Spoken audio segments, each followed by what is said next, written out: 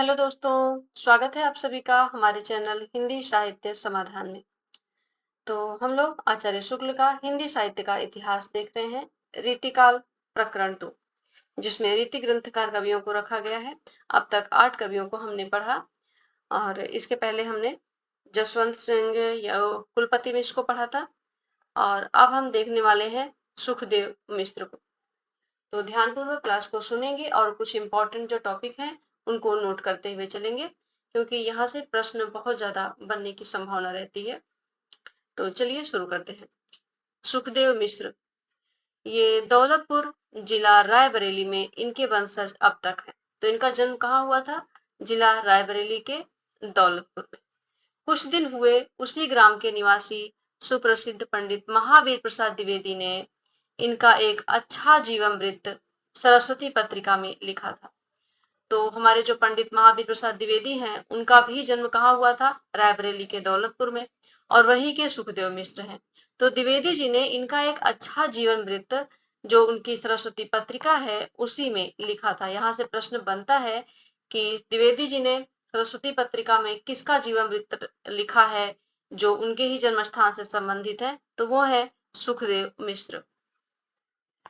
सुखदेव मिश्र का जन्म स्थान कंपिला था, जिसका वर्णन उन्होंने अपने वृत्त विचार में किया है। तो वृत्त विचार में इन्होंने अपने जन्म स्थान का वर्णन क्या किया है?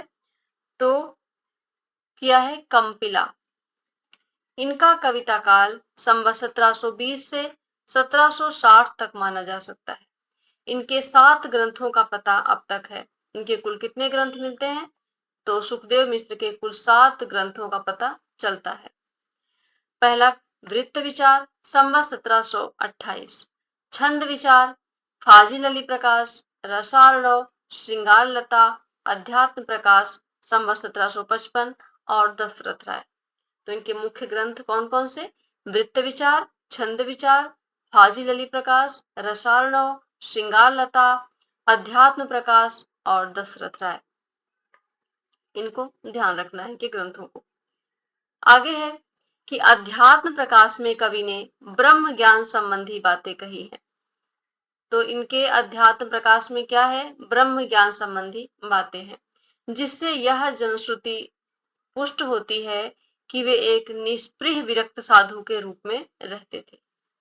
काशी से विद्याध्ययन करके लौटने पर ये असोथर जिला फतेहपुर के राजा भगवंत राय खींची तथा डोडिया खेरे के राव मर्दन सिंह के यहाँ रहे।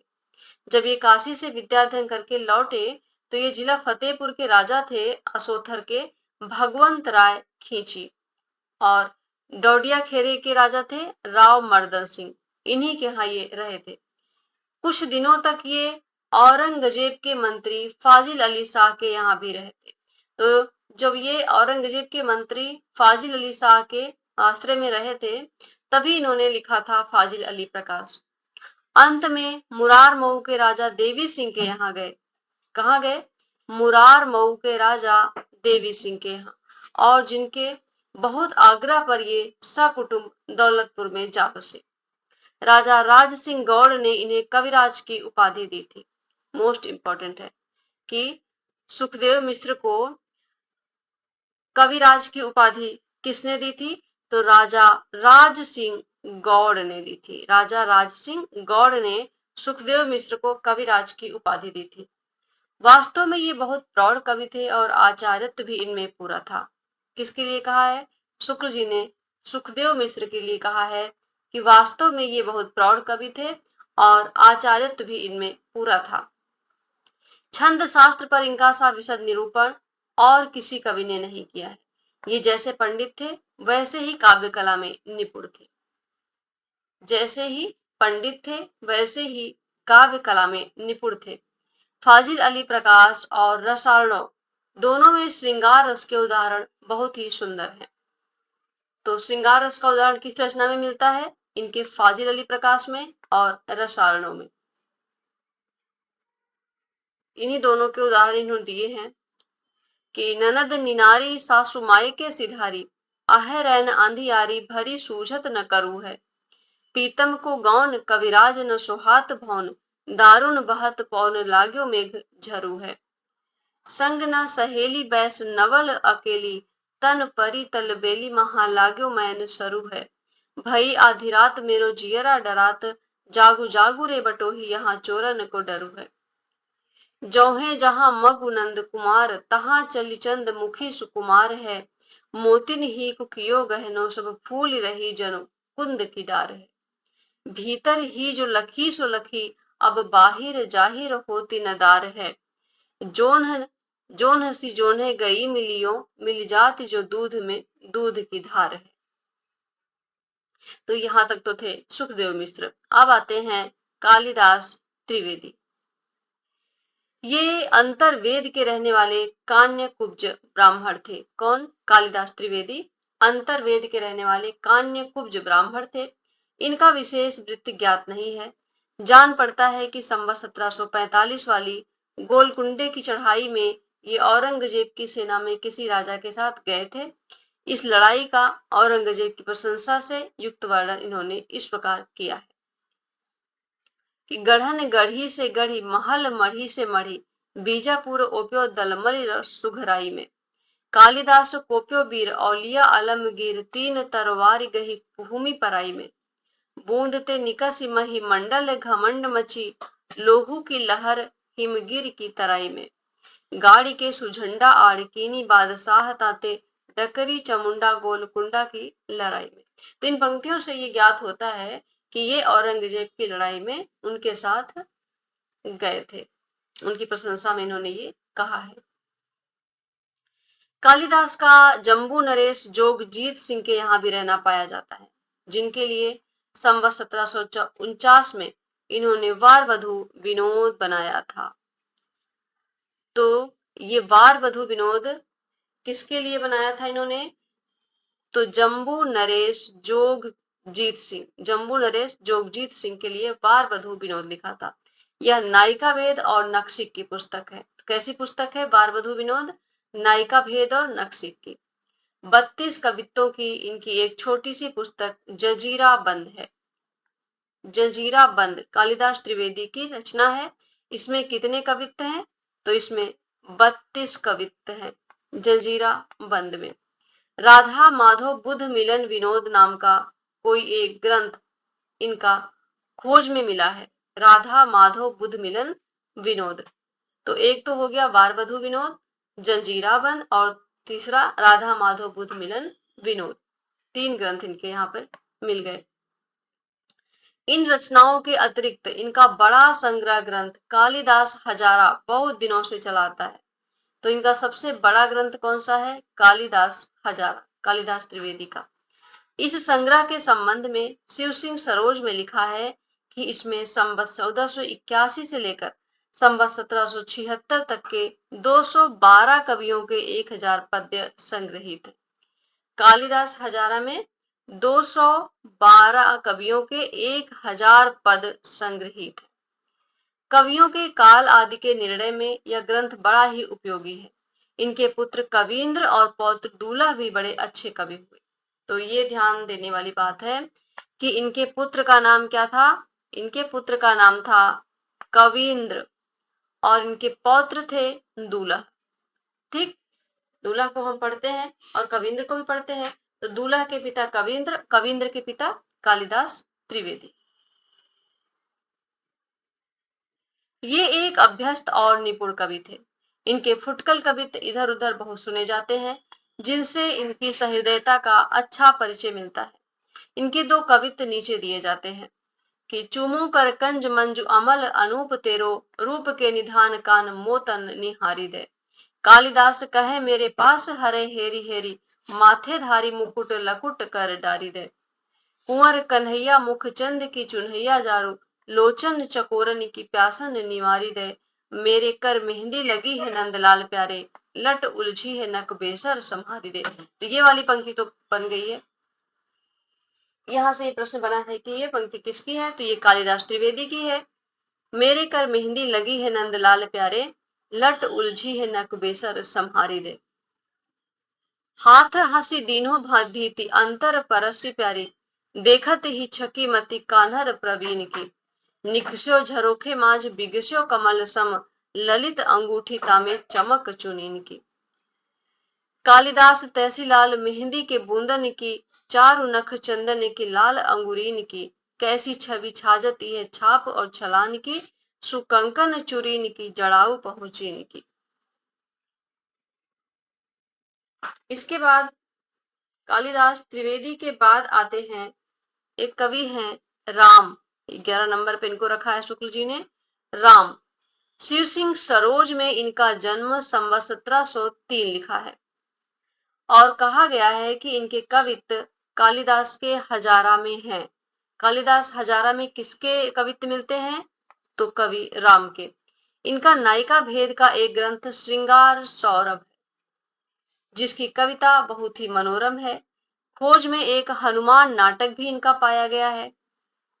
हनुमान नाटक, हनुमान नाटक हमने पढ़ा है हृदय राम का, लेकिन यहाँ इनका क्या है? हनुमान नाटक, राम का हनुमान नाटक भी पाया जाता है।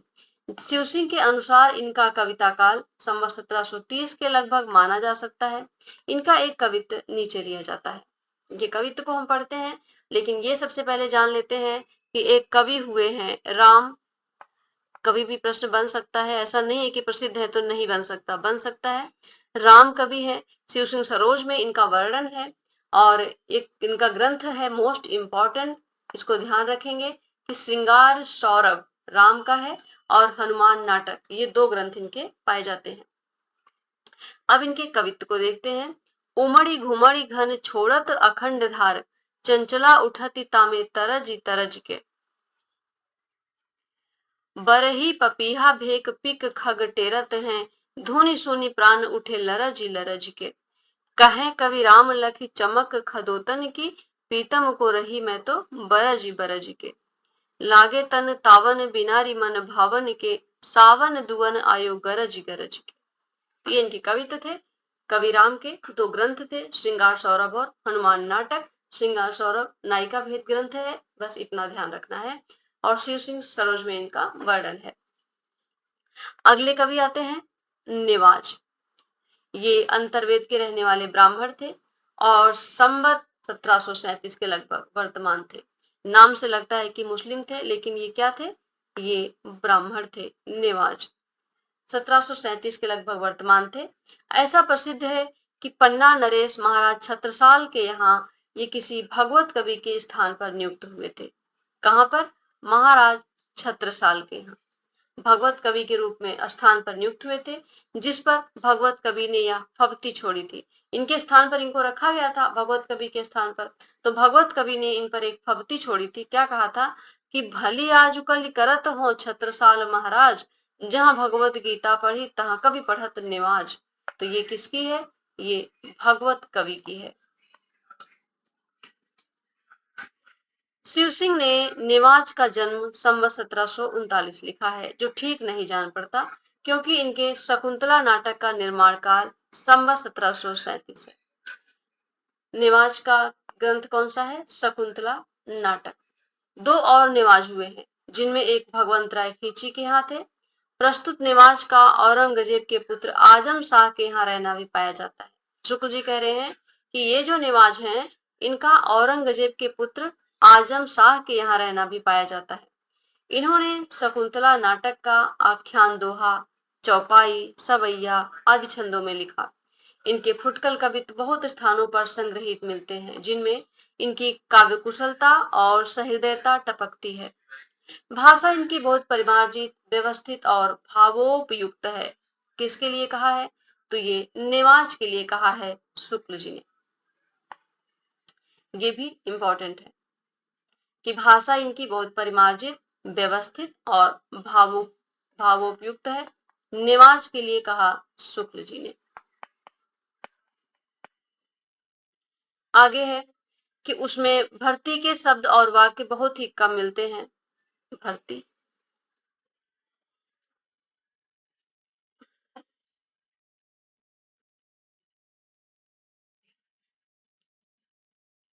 इनके अच्छे श्रृंगारी कवि होने में संदेह नहीं है।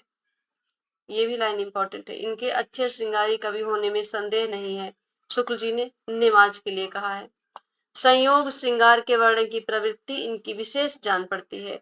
जिसमें कहीं कहीं ये अश्लीलता की सीमा के भीतर जा पड़ते हैं। दो सवैये इनके उद्धृत किए जाते हैं। देखी हमें सब आपुस में, जो कछु मन भावे सोई कहती है।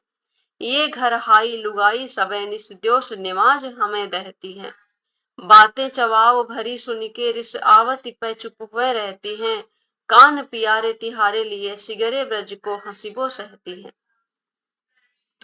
आगे तो कीन्ही लगा लगी लोयन, कैसे छिपे अजहू जो छिपावती।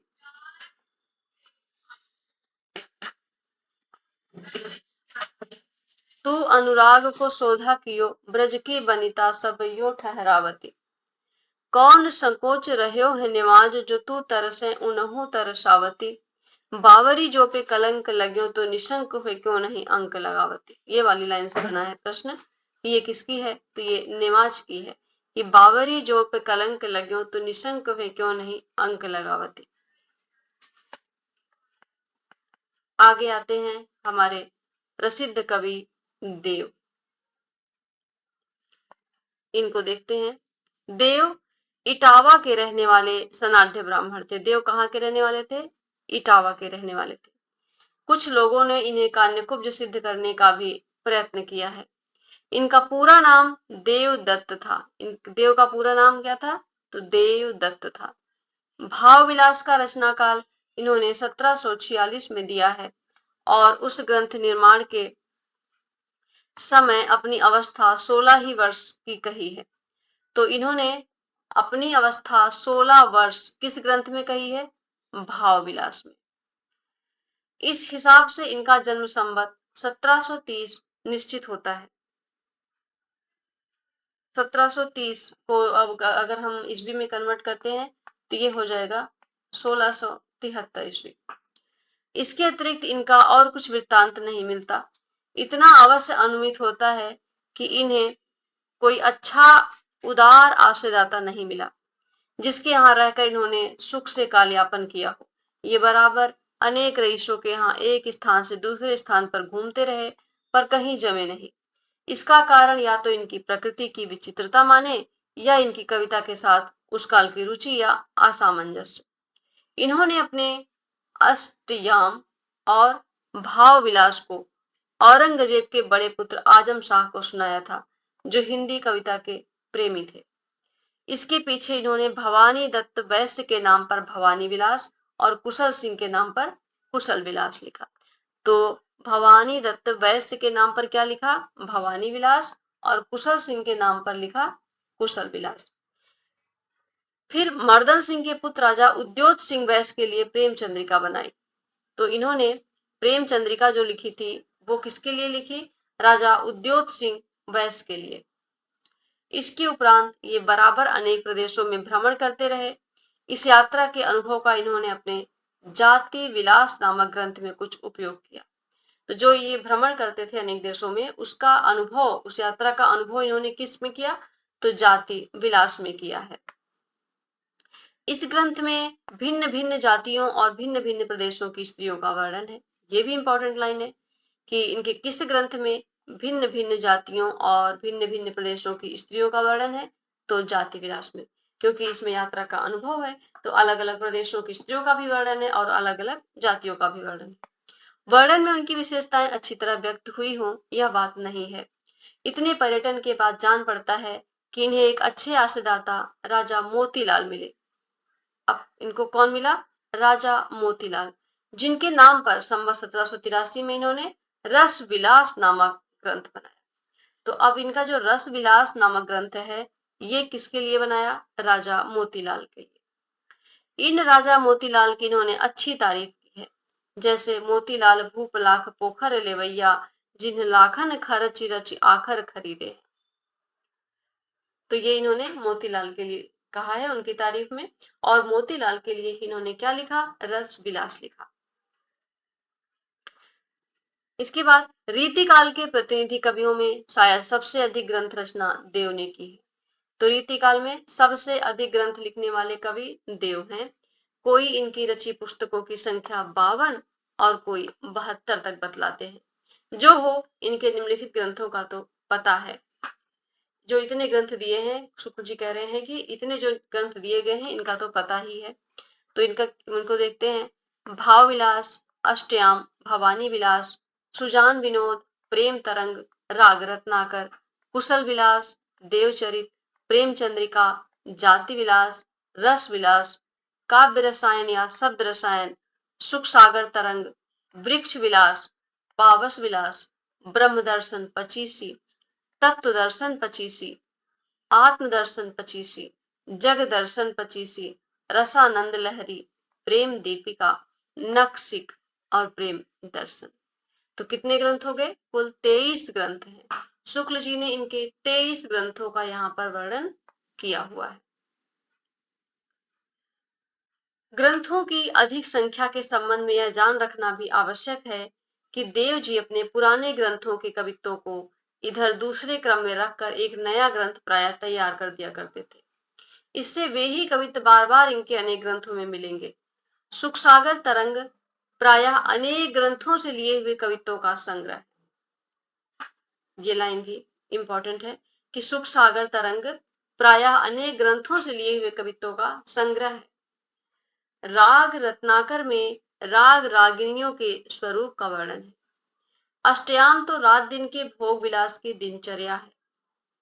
अष्टयाम जो देव का है उसमें रात दिन के भोग विलास की दिनचर्या है, जो मानो उस काल के अकर्मण्य और विलासी राजाओं के सामने काल यापन विधि का ब्यौरा पेश करने के लिए बनी थी।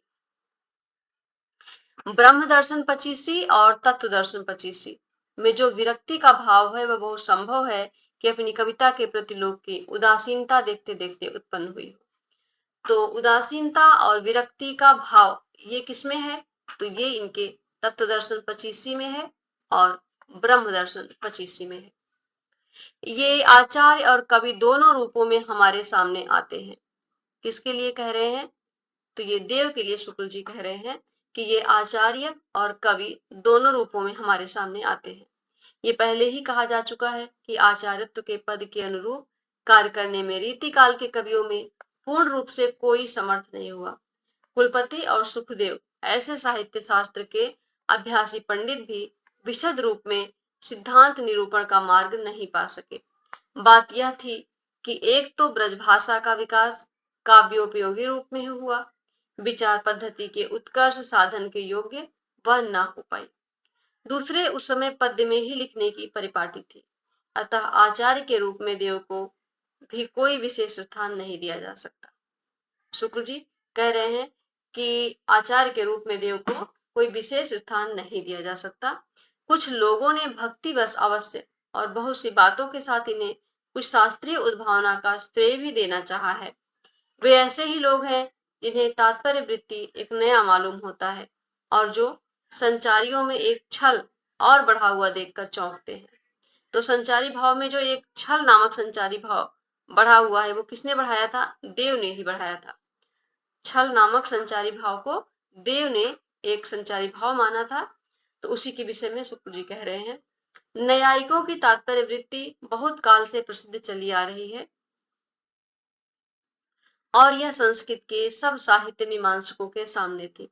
तात्पर्य वृत्ति वास्तव में वाक्य के भिन्न भिन्न पदों शब्दों के वाच्यार्थ को एक में समन्वित करने वाली वृत्ति मानी गई है। अतः यह अभिधा से भिन्न नहीं, वाक्यगत अभिधा ही है। रहा छल संचारी, वह संस्कृत की रस तरंगिणी से जहां से और बातें ली गई हैं वहीं से लिया गया है। दूसरी बात यह है कि साहित्य के सिद्धांत ग्रंथों से परिचित मात्र जानते हैं कि गिनाए हुए 33 संचार उपलक्षण मात्र हैं। संचारी और भी कितने हो सकते हैं? अभिधा, लक्षणा आदि शब्द शक्तियों का निरूपण हिंदी के रीति ग्रंथों में प्रायः कुछ भी नहीं हुआ। इस विषय का सम्यक ग्रहण और परिपाक जरा है भी कठिन। इस दृष्टि से देव जी के इस कथन पर कि अभिधा उत्तम काव्य है, मध्य लक्षणा लीन, अधम व्यंजना रस विरस, उल्टी कहत नवीन, ये देव का प्रमुख कथन है। ये यहाँ अधिक कुछ कहने का अवकाश नहीं। व्यंजना की व्याप्ति कहाँ तक है, उसकी किस प्रकार क्रिया होती है इत्यादि बातों का पूरा विचार किए बिना कुछ कहना कठिन है। देव जी का यहाँ व्यंजना से तात्पर्य पहेली बुझाने वाली वस्तु व्यंजना का ही जान पड़ता है। यह दोहा लिखते समय उसी का विकृत रूप उनके ध्यान में था। कवित्व शक्ति और मौलिकता देव में खूब थी, पर उनके सम्यक स्फुरण में उनकी रुचि विशेष प्रायः बाधक हुई। कभी कभी वे बड़े पेचीले मजमून का हौसला बांधते थे, पर अनुप्रास के आडंबर की रुचि बीच में ही उनका अंग भंग करके सारे पद्य को कीचड़ में फंसा छकड़ा बना देती थी। भाषा में स्निग्ध प्रवाह न आने का एक बड़ा भारी कारण यह भी था कि इनकी भाषा में रसाद्रता और चलतापन बहुत कम पाया जाता है। कहीं कहीं शब्द व्यय बहुत अधिक है और अर्थ बहुत अल्प है। अक्षर मैत्री के ध्यान से इन्हें कहीं कहीं असक्त शब्द रखने पड़ते थे, जो कभी कभी अर्थ को आच्छन्न करते थे। तुकांत और अनुप्रास के लिए ये कहीं कहीं शब्दों को ही तोड़ते, मरोड़ते और बिगाड़ते न थे, वाक्य को भी अविन्यस्त कर देते थे। जहां अभिप्रेत भाव का निर्वाह पूरी तरह हो पाया है या जहां उसमें कम बाधा पड़ी है, वहां की रचना बहुत ही सरस हुई है। इनका सा अर्थ सौष्ठव और नवोन्मेष बिरले ही कवि में मिलता है। ये इंपॉर्टेंट लाइन है। इनका अर्थ सौष्ठव और नवोन्मेष बिरले ही कवियों में मिलता है। रीतिकाल के कवियों में ये बड़े ही प्रगल्भ और प्रतिभा संपन्न कवि थे, इसमें संदेह नहीं। इस काल के बड़े कवियों में इनका विशेष गौरव का स्थान है। कहीं कहीं इनकी कल्पना बहुत सूक्ष्म और दुरारूढ़ है। इनकी कविता के कुछ उत्तम उदाहरण नीचे दिए जाते हैं। सुनो के परम पद ऊनो के अनंत मद, नूनो के नदीस नद इंदिरा झुरे परी, महिमा मुनीसन की संपत्ति दिगीशन की, ईशन की सिद्धि ब्रज बीथ बिथुरे परी, भादव की अंधेरी आधी राति मथुरा के पथ, पाए के संयोग देव देव की दुरे परी, पारावार पूरन अपार पर ब्रह्म राशि, जसुदा के कोरे एक बार ही कुरे परी। इंपॉर्टेंट है। फिर इसके बाद ये डार द्रुम पालना बिछोना नव पल्लव के, सुमन झगुला सोहे तन छवि बारी भारी दे, पवन झुलावे के की कीर बहरावे देव, कोकिल हलावे हुलसावे कर तारी दे। ये पंक्तियां इनकी बहुत इंपॉर्टेंट है। पूरित पराग सो उतारो करे राई लोन, कंज कली नाई का लतान सिर सारी दे, मदन महीप जुक बालक बसंत ताही, प्रातः ही जगावत गुलाब चटकारी दे, सखी के सकोच गुर सोच मृग लोचनी, रिशानी पिय सोज उन नेकु हंसी छुयो गात, दैव ये सुभाए मुस्काए उठी गए यहाँ, सिसक सिसक निस खोई रोए पायो प्रात, को जाने रि वीर बिन बिरही बिरह बिथा, हाय हाय करि पछिताए न कछु सुहात, बड़े बड़े नैना सो आंसू भरी भरी ढरी, गोरो गोरो मुख परी ओरे सो बिलाने जात। ये भी इंपॉर्टेंट पंक्ति है कि झहारी झहारी झीनी बूंद है परती मानो, घहरी घहरी घटा घेरी है गगन में, आनी कहो श्याम मोसो चलो झूलिबे को आज,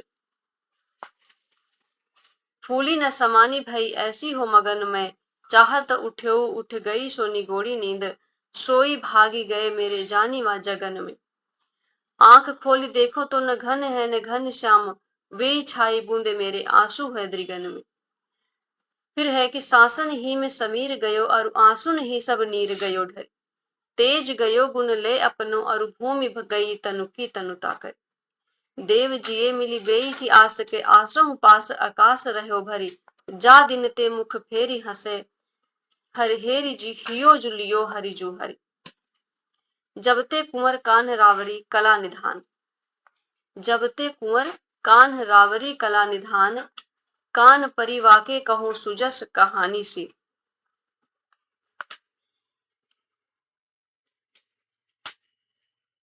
तब ही ते देव देखी देवता सी हंसत सी, रीझत सी खीजत सी, रूठत रिशानी सी, छोही सी छली सी छीन लीनी सी छकी सी छीन, जकी सी टकी सी लगी थकी ठहरानी सी, बींधी सी बंधी सी बिस बूढ़ती बिमोहती सी, बैठी बाल बकती बिलोकती बिकानी सी, देव में शीस बसायो स्नेह सो भाल मृगम मद, बिंदु के भाख्यों